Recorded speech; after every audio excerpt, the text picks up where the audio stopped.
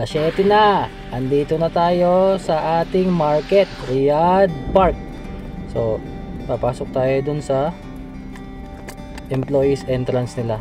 So, everyday lagi ako nagre-ready ng ito pala, sapatos ko nasa sasakyan na lagi. So, para doon na lang ako magsasapatos lagi sa sasakyan. And then, nagre-ready ako niyan ng tubig. Everyday yan, everyday. May isang may yelo, tapos isang may tubig. Kasi pag tag-init, yung yelo na yan, tunaw na yan hanggang tanghali.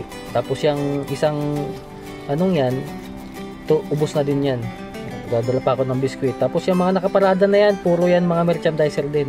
So napakaaga pa dito sa Carrefour Riyadh Park. Yan, bababa na tayo.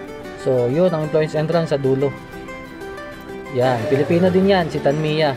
Manok din yan. Bawal ang cellphone sa loob. That's 1 minute.